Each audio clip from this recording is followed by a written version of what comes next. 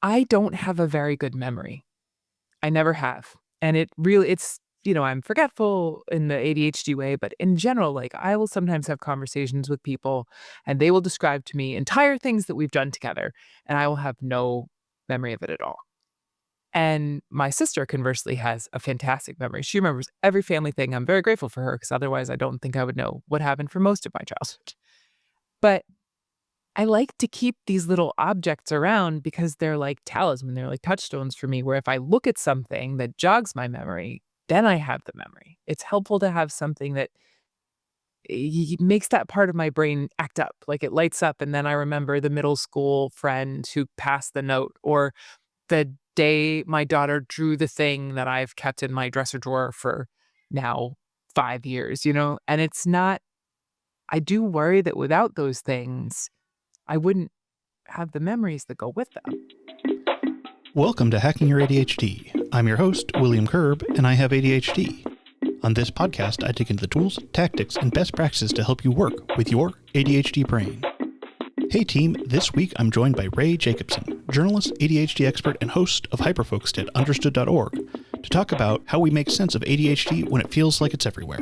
Rae has spent over a decade reporting on mental health and neurodiversity, and she brings that blend of research, lived experience, and sharp humor that makes a big idea actually relatable. And this was honestly one of my favorite episodes that I've recorded this year.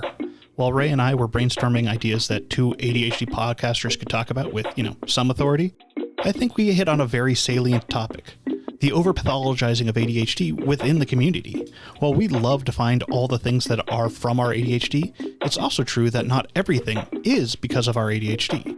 In our conversation today, we dig into the ways ADHD often gets pathologized, how everything from losing your keys to getting a song stuck in your head can get blamed on ADHD, and why that actually makes it harder to understand what's really going on. We get into the idea of symptoms, the tricky overlap between ADHD and other conditions like depression and anxiety, and why community spaces like Reddit can both help and hurt when it comes to self-diagnosis. And of course, we also go down a few very ADHD side paths like clutter, shame spirals, and why having too many pens is basically a personality trait at this point. If you'd like to follow along with the show notes page, you can find that at hackingYourADHD.com/258. All right, keep on listening to find out how your clutter might actually be a coping mechanism. I'm so excited to have you here. We already had fun talking before this because I got all the fun Legos behind me and stuff, which if you're listening, I have this on YouTube now, so you could see the backgrounds now. But so how about we get started just hearing a little bit about you and about Hyperfocus. Okay. I'm excited to be here. I'm sorry. Like I said before, I have a cold, and when I have a cold on top of my ADHD, it makes me feel like I'm like sort of underwater a little bit, like I'm calling up from the bottom of a well. So you're like, you asked me the most normal question you can ask a person. And I'm like, could you repeat the question? Like that's the level of functioning I have today, which is great as a podcast guest. I'm sure you're really psyched to have me here in this state. I mean, it's a very common ADHD state where you're just like, could you repeat the question? Like, the question is, who are you? And they're like, what's your name? Yeah. And it's like, oh, yeah. Wait, what was the question again? Just one more time. This time I remember, my name is Rae Jacobson, and I am a lot of different things, but most of what I do now is focused entirely on getting to write about, report on, focus on, and podcast on ADHD, which I have. I am working at understood.org, and I host there a podcast called Hyperfocus, where we do basically initially whatever I wanted, but it turned out that letting someone with ADHD decide any type of episode, whatever it was, all the time, resulted in a pretty eclectic mix. So now we're more focused on my background, which is journalism. So we're covering a lot of what's in the news, a lot of research that's coming out about ADHD and neurodiversity. We're very kind of focused on making sure that this stuff that feels really opaque to our community is made clearer and more understandable and easier to digest. That's the short version, but I think it's pretty good, right? Yeah. And I do know when you have the option to do anything, it gets very easy to go into anything with ADHD. Although sometimes it's also really nice to have that structure of like, oh, this is what we're doing, and I can just sit down. And I don't have to be like anything. Yeah. Anything can be a lot, especially when you're like, well, I have 8 million ideas. How exactly would I bring those to fruition? Yeah. And so one of the things that we were talking about before the show is that, which I think fits in with this idea of anything, is this pathologizing of ADHD and how we find so many things that people are like, oh, that's ADHD. And, like you have someone come up to you and be like, hey, is this an ADHD symptom? And they're like, I get songs stuck in my head all the time. And you're like, well, no. I mean, it can kind of be like a symptom of a symptom, but no. Yeah. And I don't know if you experience this. Like, I hear that question a lot because if you do this work, if you're visible in this work, people are going to be like, hey, I think I have ADHD. Here's my question. And what I like to fall back on is I have a master's in counseling. I don't practice. I have a background in ADHD and writing about ADHD, but I'm not a doctor. And if somebody comes to me with things that are like, I have a song stuck in my head, or like, I can't stop scrolling on my phone, part of me is like, well, a lot of music is really catchy. And phones are designed to make you keep scrolling. However, that doesn't mean you don't have ADHD. It just means that those two things aren't symptoms of it. And if you're concerned about that, are there other things that are going on that made you ask me this question? It can't just be this. Like, I feel like there's always more behind the question when you get it. But I also am always reluctant to shut anybody down. But I want to remind them that like I can't necessarily provide that type of help. Do you experience that? Yeah, I mean, the song example came from like 3 weeks ago when I was at the phone store and a guy there asking me, so they're like, oh, what are you doing? I do this podcast. I'm like, oh, is this a symptom of ADHD? I feel like I have it. I'm like, okay, yeah, no, but, uh, I often do like that idea of symptoms being kind of like things to look for, because often what's the exact, like misplacing your keys, not a symptom of ADHD, but our forgetful nature does make that more likely. Yeah. Well, I feel like misplacing your keys every now and again, not ADHD probably. Misplacing your keys over and over and over and over to the point that the locksmith knows your name, that might be to something different. Like all of these things to me, and this is like one of my issues with a lot of the like pathologizing of ADHD like traits that aren't necessarily like it wouldn't necessarily mean you have ADHD in any specific way, is that it dilutes a lot of what you do need to know to find out if this is something that you could benefit from help for, right? Like, if you lose your keys a couple times in an unbelievably busy week because your daughter was sick and the news was stressful and you have 16 people calling you because there's a huge project at work, that's just overload, and everybody experiences that. If you're experiencing this every day for months or years or your entire life, in my personal case, that's a problem, and that's something where you do wanna seek help. But if it's like, "Oh, I lost my keys, maybe I have ADHD," it's like, well, sure, maybe, but is this something that's, like, causing your life to be unmanageable for you? Because that's the question that is the actual question behind the question, right? Like, it's not, "Does having this, like, small issue mean that I have ADHD?" It's, "Is this small issue something that's so repetitive that it's caused me genuine difficulty?" Yeah, and also like as a chronic condition. So, when we were starting up, I was telling you that, I was a little out of it today, and that's because I realized I don't have my documents for an appointment I have later, and I'm Oh, I like, I hate can't that find them. feeling. And I was like searching through where it could be. I was just kept thinking, I can't believe I did this to myself again. Mhm. And it was Oh like, god, I I, know that so well. I did it again. And I'm just like, oh man, that is that ADHD shame there. And it doesn't help that I know that it's not helpful, because it's also just like, I thought I had this put together, and I was just like, oh, it's not where I thought it was. I have a question for you. Do you think people who don't have ADHD have that reaction when they forget or lose something. Because when I do it, I go down your road. Like, I can't believe I'm doing this again. I can't believe I screwed up. Like that immediate, like slip slide right down into self loathing. As much as I understand why it happens, as much as I have learned how to talk about it and try to talk myself out of it, it's still the first mental move after something happens.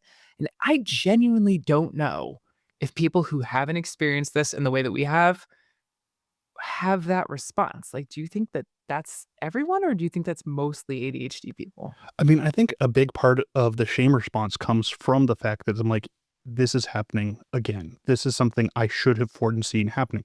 This is something I could have prepared for. Where if you don't have that like lived experience of this happening again and again and again, like, I'm 40 now. I should know better is there.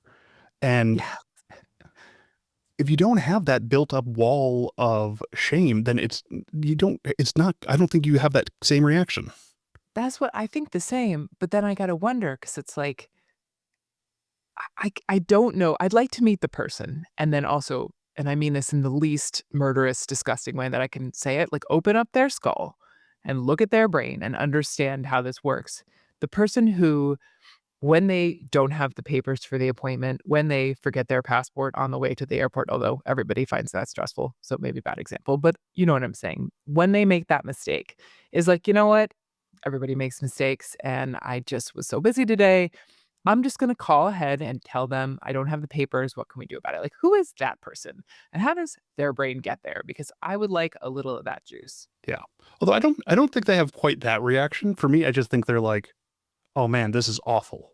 But not the, "Wow, how can I be this awful as a person?" Yes, yeah, it's true. They don't immediately blame themselves. Although I think there's some contingent because I've seen them in the wild a few times.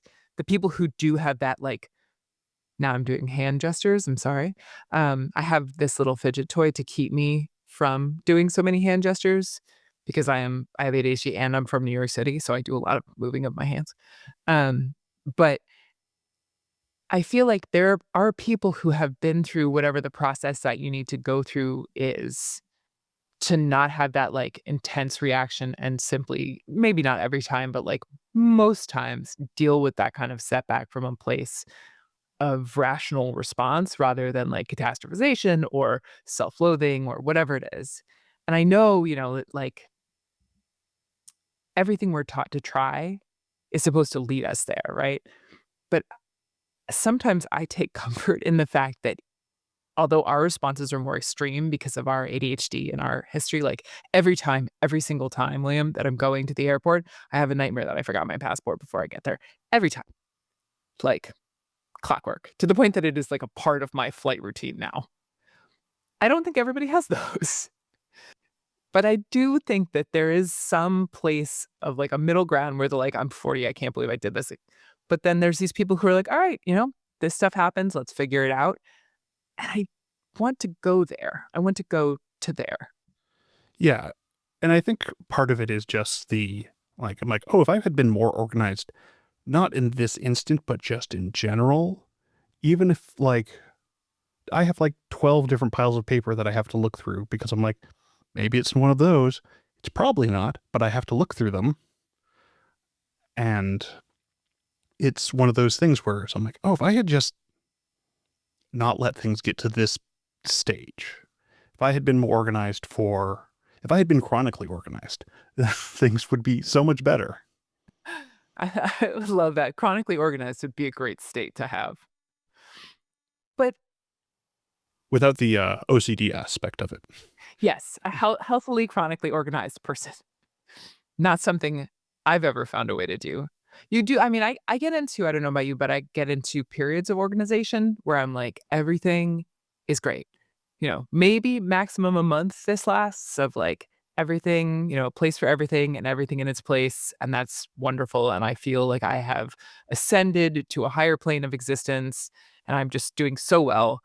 And then it starts with a misplaced sock and it all comes tumbling down. I haven't figured out like to the chronically organized point, how to find that groove that some people seem to be in so naturally. And I think that is because of ADHD. But to be fair, I know a lot of people who have ADHD who aren't the type of disorganized that I am or that it sounds like you are. So it is possible for our brains, but it isn't something that I have ever been able to like see the path towards. Yeah. And I think there's like building this right system so that you can get there. Um, Downsizing the amount of stuff you have is obviously one of the things, because I'm like, oh, well, it's like if those drawers weren't bursting with stuff that I don't need, but can't find a way to get rid of. Uh, I'm like, oh yeah, because I'm thinking back to, I went to boarding school when I was in middle school, and uh, I didn't have like any stuff in my room. It was so organized because there was nothing to get disorganized. In fact, we had, they I had the teachers come in and be like, "Are you actually living here?" And I'm like, "I don't need. I go home on the weekends. I just am here 5 days a week." Wow. What was that like to be like in an uncluttered space? Um, in general, that was nice because it was just like I didn't have to ever look for anything. It was either in my backpack. My desk had 2 comic books in it, and I had a computer that I used, and that was it. And it was nice to be, this is all I need. And sometimes I'm like, I should go back to that. And then other times I'm like, but I like my stuff. Sentimental items. And I need all my Like, Legos. yeah. What about Todd with 3Ds? How will you keep him? I know what you mean. There have been times in my life, usually when I've just moved to a new apartment or I'm just moving out of an old place, where all of the superfluous things are briefly gone. And it feels like you could completely see that as a life. But and I don't think, again, to the pathologizing of things that aren't necessarily related, I think a lot of people do this for various reasons, but I like my stuff. I don't have like, a billion things, but I don't like to get rid of things. And all right, question for you, because I do wonder if this is an ADHD thing or if I'm participating in exactly what we're suggesting people not do. I don't have a very good memory. I never have. And I'm forgetful in the ADHD way, but in general, like I will sometimes have conversations with people and they will describe to me entire things that we've done together, and I will have no memory of it at all. And my sister, conversely, has a fantastic memory. She remembers every family thing. I'm very grateful for her because otherwise I don't think I would know what happened for most of my childhood. But I like to keep these little objects around because they're like talisman, they're like touchstones for me, where if I look at something that jogs my memory, then I have the memory. It's helpful to have something that makes that part of my brain act up, like it lights up, and then I remember the middle school friend who passed the note, or the day my daughter drew the thing that I've kept in my dresser drawer for now 5 years, And it's not I do worry that without those things, I wouldn't have the memories that go with them. Yeah, there's definitely, I mean, the thing that comes up, so a friend of mine recently asked me about, they're like, oh yeah, do you remember this like high school talent show thing you did? And I'm like, no. And like, there's this video of me with these other people, and I'm in drag doing this Tarzan and Jane song, and I'm like, what? I feel like I should remember that. I'd like to see this video, 1. 2, exactly, where you're like, "How could I have forgotten that?" And there's physical evidence, and you're like, "What?" Yeah, and my friend was just like, yeah, we have we just found this video, and I'm like, But without the video, you wouldn't have the memory. I mean, and granted, a video, I suppose we're old enough that for a long time videos were tangible objects, but not so much now. But, I do worry about that and the mass decluttering that is sort of required to become chronically organized. If you lose some of these things that provide you, I don't know even the word, like the memory structure, like the memory palace that you live in. And for me, and I do think this is partially an ADHD thing, without them, I don't think I have access to all of that time that is sort of kept in the object. yeah. I mean, I do think there are workarounds to that. Like that is something that we are known for doing, this like very visual thing, out of sight, out of mind stuff, so like we're like, oh yeah, I have that important thing I need to do. I'm going to put that right there on my desk so that's the first thing I see, so I remember it right away. But I don't know if it's not a very good system either. There is, and I think like journaling and doing that kind of thing can be a good like workaround for it. I've got this neat like 1 line a day journal that is like a 5-year journal, and so like every day it just has like 5 entries, one for each, for like 2020, 21, 2022, 2023, 2025. I think you're the second person in a week to tell me about this. To be fair, I cannot remember who the first person was to the memory point. Yeah. But so like, I write like a sentence or two about the day.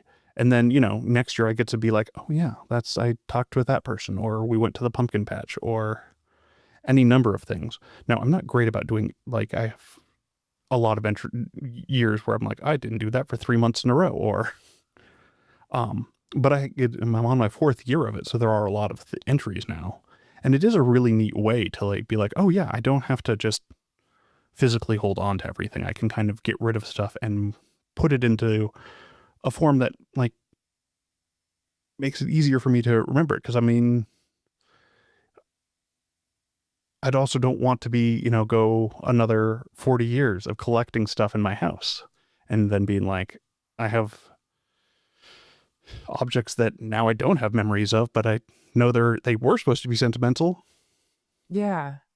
No, it's true. I feel like that is kind of the refuge for this stuff, is like creating souvenirs of your life that you can keep in a smaller box. Like, it doesn't have to be the whole object. It doesn't have to be, you know, the record. It can be a picture of the record or whatever it is. Like, it's possible to preserve things in a way that is less chaotic and less just space consuming.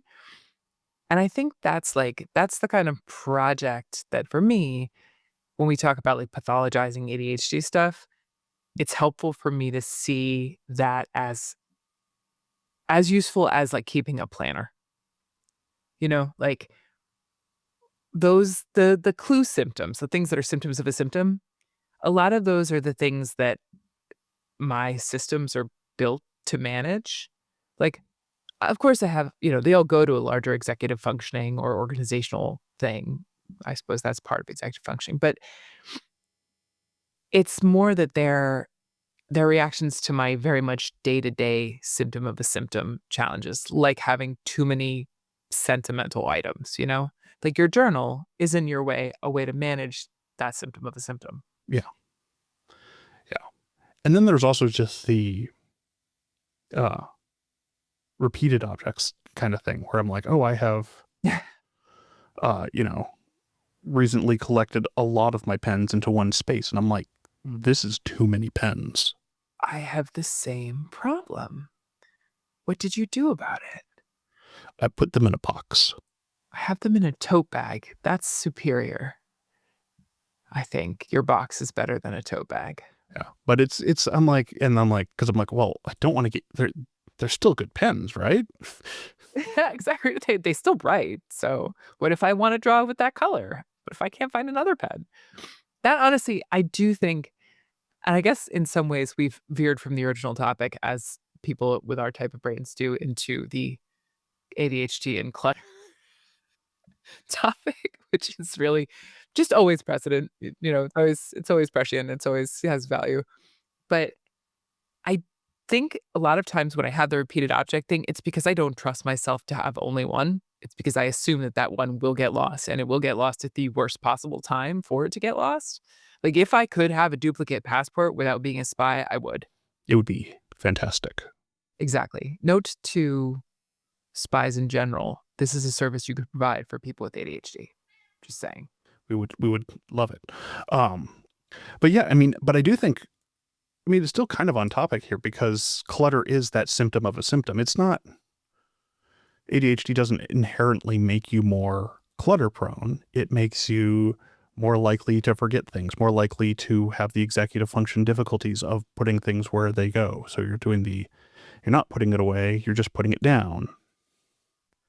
That I mean, I guess it's true. It's all sort of like I mean, with everything with ADHD, it's all part of one larger whole that is manageable in some areas and not manageable in others. It's what makes it such an interesting and complicated type of brain to have because there are certain things where my systems have 100% working wonderfully. Like they're saving whatever that trouble from happening is. It just, I'm no longer struggling in that area in that way. My symptom is not causing me challenge in a way that it used to, or it's just something that was never a huge issue for me in the first place. Like, we were all different, right? But these things, like the journal, like the memory boxes, all these things, that is obviously a space where it's still really hard for both you and I. But I feel like one of the things with the symptom of a symptom is this ADHD, is it not ADHD things that makes it challenging is that variety. We all have different challenges. And so it does kind of make it feel, if you're unacquainted with it, or if you're maybe just not sure, you're on the fence about do you have ADHD, do you not, that like almost anything that's causing you trouble could maybe be ADHD. And that is where I think we get into a much stickier, more challenging side to this. Yeah, and then to add on to it, the just level of comorbidities that ADHD has, and you're like, one of the things I see very commonly. So you have groups like ADHD Reddit, where there's like a million people there, and so someone can be like, "Hey, is this an ADHD symptom? I'm experiencing this," and you can have 100 replies, people being like, "That's me too," but you don't know if they also uh one examples I think of are often like um since autism is so common with ADHD, and you have a lot of like people being like, that's an autistic symptom, not an ADHD symptom. But if you look at it from people online, they're like, no, it's both. It's the problem of communal diagnosis over specific diagnosis. I also feel like one of the things that I think about when you bring that up is we've interviewed, I don't know, in my life, I've probably interviewed over 100 clinicians about ADHD over 15 or 20 years that I've been doing this. And one of the questions that comes up a lot around comorbidities is comorbidities like anxiety or depression. And how do you treat them? One of the big questions people have is, do you treat the ADHD first if it's the distress from the ADHD is fueling depression, or do you treat the depression first and then deal with the ADHD? 100% of the time, clinicians will say you 100% treat the depression first. You cannot get to the ADHD before you deal with the depression because that is the more threatening, more overwhelming, more life uh, limiting issue in that comorbidity. Then you get to the ADHD. And I think about things like the clutter problem, right?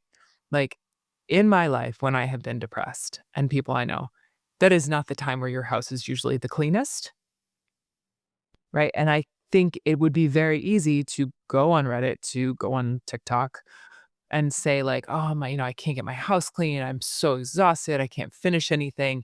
And someone's going to be like, "ADHD 100%, man, you're good." And sure, that can be part of it, but it also might mean that we're missing something more important, or not more important, but equally important, and that needs to be addressed quickly or more intensely right away. Yeah. Well, and one of the uh, ideas I've seen about this idea too of like what's driving the symptoms too is really important. So you like go, I think I got this from uh, Dr. Ricardo Alverdia, where he's like, who's driving the Yeah. bus? Yeah, Yes, he's fantastic. he But is the yeah, best.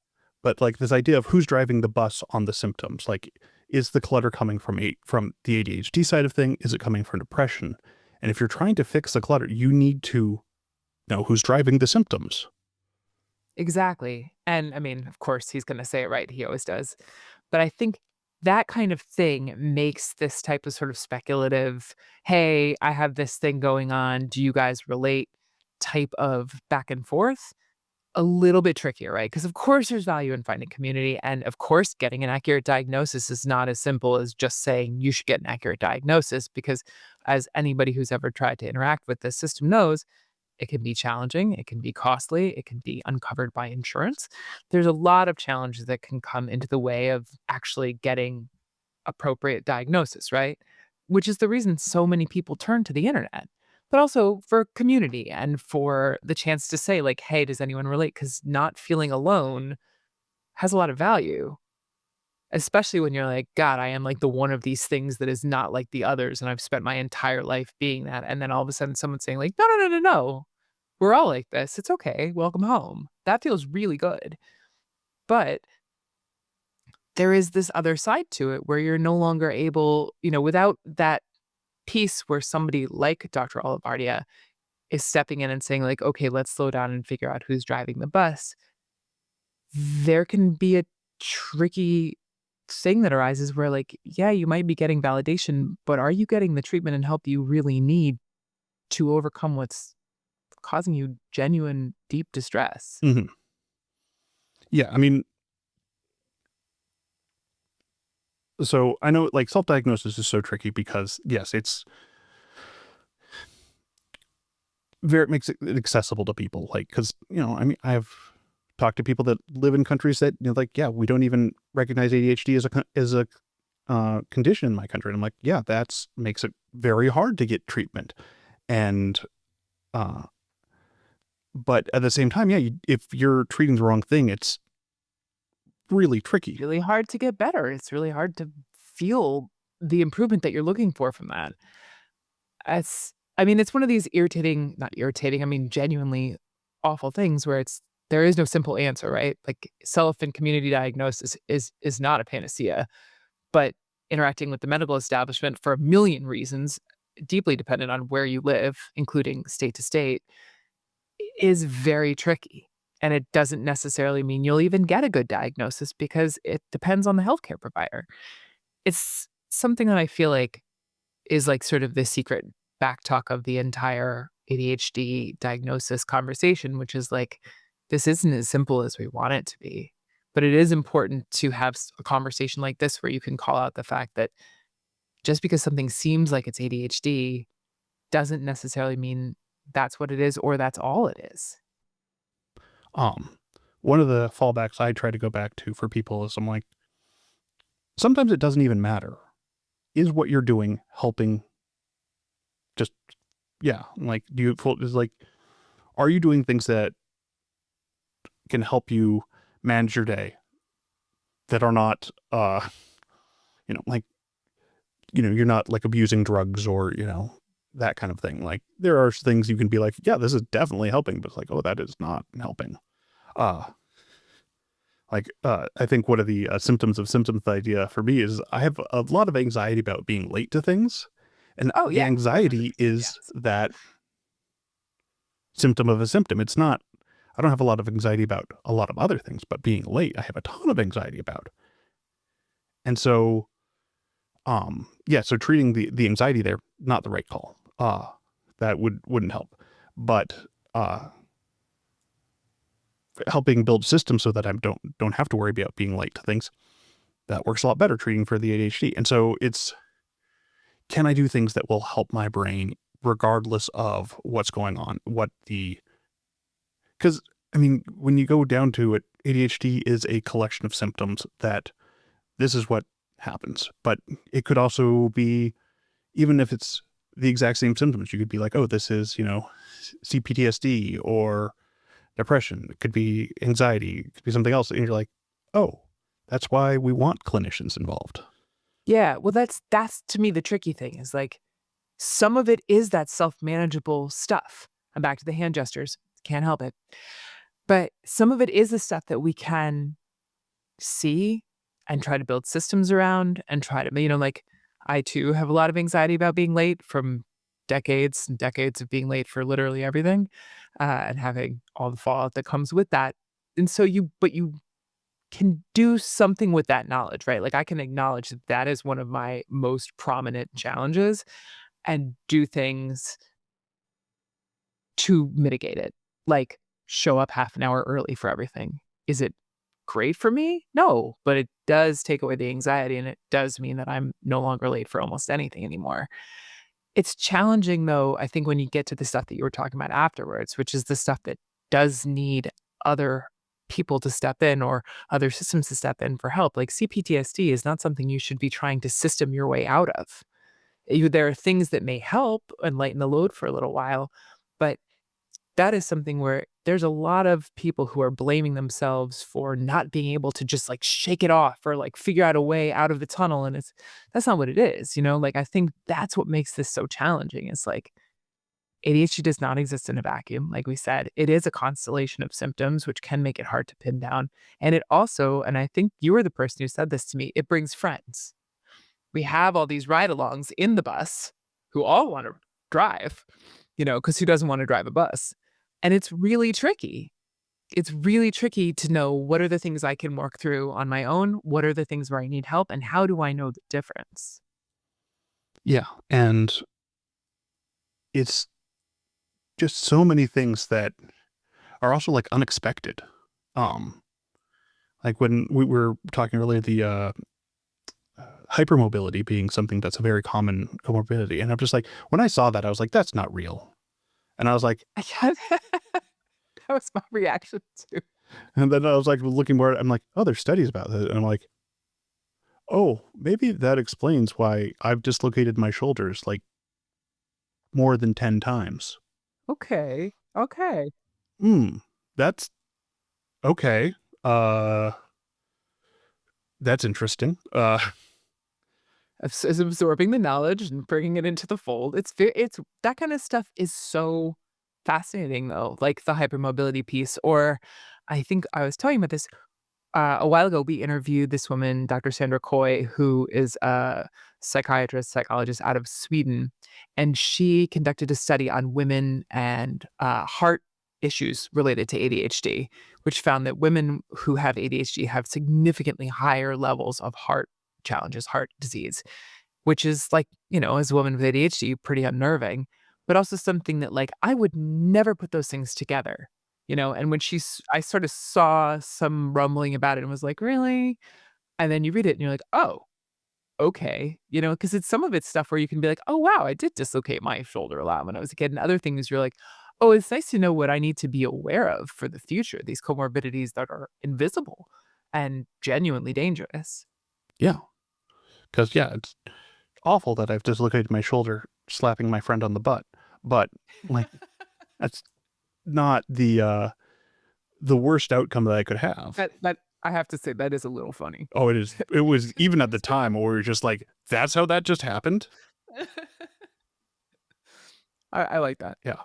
But yeah, I mean, I was talking to someone recently about Dr. Barkley's study that like showed like lower life expectancy for with Yes. ADHD, but not because of ADHD, but because of this symptoms of symptom things where you're not taking care of yourself, you're not being conscientious and all that aspects. I mean, there's so much that goes with it. I mean, I don't know about you, but one of the challenges for me in terms of health and ADHD is that I hate making phone calls. I hate it. I hate to call anyone. I don't even like calling the people I love. I don't want to pick up a phone and press any button. I don't like it at all. You know who you have to call on the phone? Doctors. And then you have to show up on time and remember to do the digital paperwork or the regular paperwork or whatever it is. And all of that stuff to me for a long time was like, maybe I don't feel sick, so maybe I just won't go. And at some point, that is no longer a viable choice. I mean, not that it ever was, but these kinds of things, the symptoms of symptoms, can cause genuine harm. But at the same time, when someone's like, well, I have a song stuck in my head, you're like, well, come on. Yeah, like that's, and I mean, I think that's, I mean, this is also comes back to this conversation of like people talking about ADHD, you know, as the strength or as disorder, and it being like, okay, I can see there's like this strength approach, but there are chronic things with ADHD that make it like a issue to that you need to be taking into account because I mean, it's a disorder. It is something where I have problems living my life the way I want to live because of my condition. This I'm glad you said that because this is something that I feel like is, you know, when you're like in a conversation with someone and you have a thing you want to say, and so you sort of try to like draw them to your little area where like, you'll get to like stand on your soapbox. Like that, this is my soapbox thing. Not so much in this conversation, but almost all the time, because I find it very frustrating, to the symptoms of symptoms point, when we get those questions that are like, hey, like I don't know, lost one of my socks, or I was late to something, or usually it's more like I got so spaced out that I couldn't do this, and or mostly phone stuff. Like a lot of stuff is like I'm paying too much attention to the internet. I feel like my attention span is short, all this stuff. The question that I want to ask, and I try not to because like I said, I don't like to like gatekeep or keep people from asking more questions that they might need to lead themselves further down a path of whatever it is, whether it's figure out they have ADHD or simply like understanding why they're doing a behavior they don't like or whatever it is am I allowed to swear on this show? Has it fucked your life up or not? Because that's the real thing, right? Like when you cross, like if you look at the DSM, what it is significant impairment is the thing that means you have this or you have maybe traits of it, but not the disorder piece. And I know a lot of people have differing feelings, and understandably so. All the sides to me are genuinely understandable. I go with disorder because for me, that's what it has been. Like, I failed out of high school, I failed out of multiple colleges, I took drugs, I had significant challenges with depression and anxiety, postpartum depression, which we now know is a huge issue for women with ADHD, something else that we don't talk about that much. This has been for me job loss, challenges with family and friends, issues being able to live my life, all of the things that come on the plate, right? And some wonderful things. Like I get to be here today talking to you and, you know, enjoying the fact that this is a neurotype also and that comes with some wonderful things. But I don't like it when people throw out a bunch of kind of like, oh, what a draggy day kind of symptoms and are like, maybe I have ADHD. And you're like, okay, you know, like I don't think people do that about other things in the same way. Although I do know a friend with OCD who's just talking about how if she hears somebody else saying they're so OCD, she's gonna flip, you know, because they like organize their sock drawer or something. You know, this thing that's caused her immense difficulty throughout her life. But to me, there is this thing where you're like kind of stuck when you get those questions because I find it to be like a two roads diverged, right? Like you can be like, okay, like let's walk down this path together. And then the other part of me occasionally is like, shut the fuck up. Yeah, like this is awful some days. Like, Yes, this is awful some days. I mean, and I think that's part of the thing too. It's like some days you're like, yeah, I'm doing fine. I'm doing great. I'm cruising. And then some days you go, this is what ADHD is. This is the day that everything happens. You know, on the show on Hyperfocus, I ask every guest who we have who has ADHD this question because I am obsessed with it. And it's very interesting because these are all people who are, you know, in the community, happily talking about ADHD, very interested in it, very engaged with it, you know. And I feel the same. But whenever I ask this question, and I'm going to ask it to you, if you could get rid of your ADHD, would you do it? I don't know is always what I come back to. And I think, because I'm like, how much of my personality is based around this? How much is it? Because I'm like, there's got to be some aspects of me that are just me, but my experience, like, do I like myself enough to still be myself, or is that just existential dread that I'd stop existing? Uh, Well, I know that's my issue too. Because there's certain days where I'm like, yes, please take this from me, Lord. And then there's other days where I'm like, I genuinely, I mean, most days, truly, I don't know how much of me is ADHD and how much of me is just me, or if there is no difference between the two. And I think that last option is where I feel like I don't have a good answer for that question. And usually our answer is the answer that most people have. I don't know. But depending on how bad of a day they've had, sometimes it's just a flat yes. And that's hard. yeah, I mean, and so I'm like, today I'm like searching through all these papers. I'm like, would not having ADHD mean I wouldn't have problems like this ever again? No, but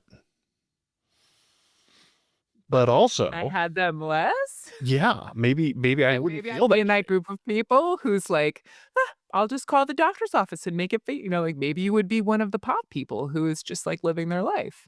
You never know. But would you have all of the things that make you you? Would I become a podcast bro?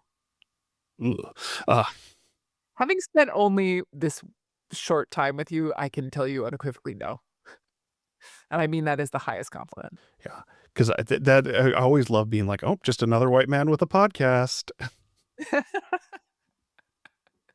It's okay. We don't judge. I judge myself a lot, but uh, in this case, That that's harder. That's a harder yeah, that's a harder. Yeah, I mean, that yeah. comes with the territory. But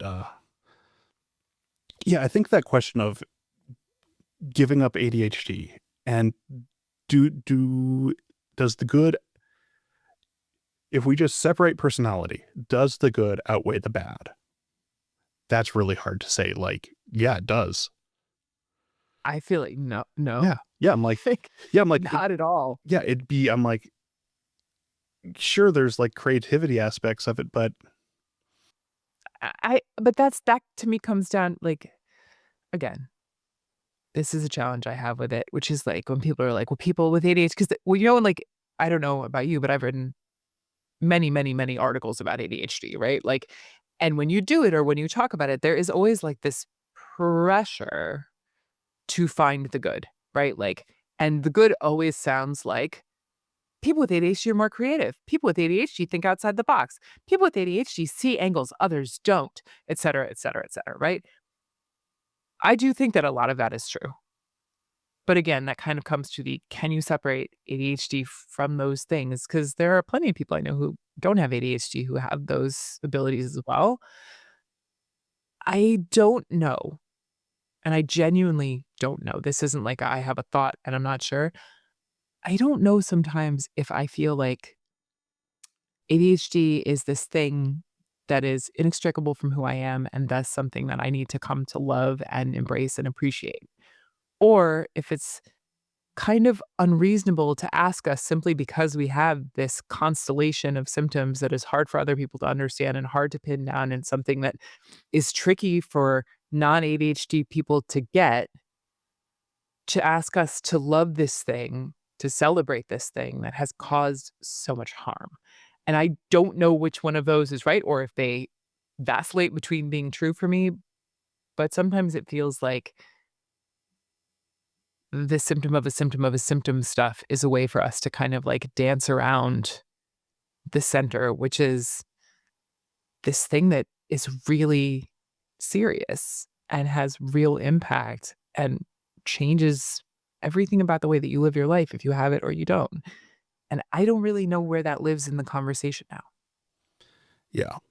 The metaphor I like to stick with here, that I have played with a bunch, is this idea that, and it does separate the ADHD from me a bit, which is we're one and the same, but the idea of like climbing a mountain while I'm tied to someone else, and that someone else is my ADHD, and we have to find a path up the mountain together, because if either of us try to go our own direction, it's not going to work. And it doesn't mean that I necessarily have to love that person I'm tied to. It just means that I have to work with them, because that's the reality of it. I don't get a choice. Exactly. Like there's this thing where it's like there's a speculation and the reality. And I think when it comes down to kind of what you were saying before, which is this understanding of what ADHD is or means or how it exists within us, whether we can separate it from ourselves, that is to me almost like a philosophical line of questioning. Something to be debated in pubs and, the inevitable late night conversation, right? That's for that. And podcasts, apparently, of course. What can't be on a podcast? But the other thing, the mountain, and getting up it, that is the day-to-day work. That is the living of your life. That is the thing where you're like, "All right, I gotta get these papers somehow, so how am I gonna do it?" Because I do think that after the, panic and, self-loathing period of forgetting, I usually fall into a period of intense practicality. Does it always come out the way I'd like it to, no. But there is this thing where you're like, all right, well, this is the reality. So what am I going to do? And then you have to go from there. And I feel like that thing is where you're like, all right, let's get up the mountain. We got to do this. And like, you're here and I'm here. And if we try to go two different directions, it's not going to work out. So what's the path? Yeah. And that's not always easy to see. Some days it doesn't appear there's any path. Yeah. All right. Well, we're kind of coming up on time here, which is shocking to me because I was like, oh, wow, we're 45 minutes in already. But do you have any final thoughts that you want to leave the audience with? You asked me this at the beginning. Well, I should say you warned me that you would ask this. And then I got so caught up in talking to you that I didn't plan final thoughts. So these are not as well rehearsed as I might like. But I do think when I think about what a final thought after our conversation is, what I'm going to be walking away with is if ADHD is your reality, however that reality looks, finding a way to acknowledge what's hard and acknowledge the things that you can and can't change and the things that might require a little more investigation is always going to have value, no matter what it looks like for you, whether it's keeping that journal, whether it's, reaching out to a friend and saying like, hey, do you do this too? Or calling a clinician and saying like, hey, I have something that is genuinely outside my control. I need help. Those things are all the little steps up the mountain because it's not going to be straight line and it's not going to be a clear path. And at this point, I don't think anybody with ADHD would expect it to be because we've been walking it for a long, long time. But it doesn't mean that it can't be enjoyable along the way. Maybe not all the time, but sometimes. And getting to talk to other people who have it can make a lot of difference. Like sitting down and not wasting, but like having 45 minutes evaporate because this has been fun talking to you. That to me is like the genius and the joy of being a person with ADHD. Yeah, absolutely. It's the getting caught up in what you're doing because it is enjoyable, which is, it's always fun. I mean, we get the Hyperfocus show title, and it is something that people love about ADHD and can be a double-edged sword, but it is something that it's very close to that flow state that people, dream about getting into. And for us, it's like, oh yeah, that's every day. There are worse ways to go. Thank you so much for having me on. Yeah, thank you. Thanks again to Rae for coming on the show, and thank you for sticking with us all the way to the end. Before you go, though, let's do a quick rundown of today's top tips. 1. When considering what is and isn't ADHD, it's important to remember the context of ADHD as a chronic condition, as in it's something that we deal with all the time. Everyone is going to lose their keys every once in a while, but with ADHD, the difference is in the pattern and the impact. Without the systems I have in place to make sure my keys go in the same place every time, I would be losing them every day. 2. Not everything annoying is an ADHD trait. Sometimes it's just being a human in a busy, overstimulating world. While there are a lot of comorbidities with ADHD, if we try to label everything as ADHD, we lose the ability to tell what actually needs attention. Instead of asking, is this ADHD? Try asking, is this making my life unmanageable? That's a line that separates normal chaos from, hey, I might need help with this. 3. But when ADHD does show up alongside things like depression, anxiety, or trauma, those conditions can feed into each other. You need to figure out who's driving the bus. Treating the wrong driver means you'll burn energy fixing the wrong problem. So before building systems or blaming ADHD, step back and ask what's actually behind the behavior. Alright, that's it. Thanks for listening. I'd love to hear what you thought of this episode. Feel free to connect with me over at hackingYourADHD.com/contact. If you'd like links or to read this episode's transcript, you can go to the show notes page at hackingYourADHD.com/258. And if you'd like even more Hacking Your ADHD, be sure to sign up for my newsletter, Any and All Distractions, which comes out every other week. In it, I give out my best distractions of the week, be they what I'm reading, what I'm playing, or what I'm watching. I also try to give out a few bits of actionable advice in each newsletter, although your mileage is certainly going to vary there. If that sounds like something you're interested in, head on over to hackingYourADHD.com/newsletter to sign up. And I also want to make sure you know about the Patreon, which you can find at hackingYourADHD.com/Patreon. It's a pay-what-you-want model, meaning that all levels of the Patreon receive the same stuff. and you get access to the Hacking Your ADHD Discord. So, if that's something you want to have access to, either the Discord or the Patreon, head on over to hackingYourADHD.com/Patreon and sign up. And also, don't forget to subscribe to our YouTube channel, which you can find at youtube.com/@hackingYourADHD. And finally, if you'd like another way to support the show, the best way to do so is to tell someone about the show, especially if a particular episode would resonate with them. Just click the share button on your podcast player. And now for your moment of dad. How do you get a squirrel to like you? Act like a nut.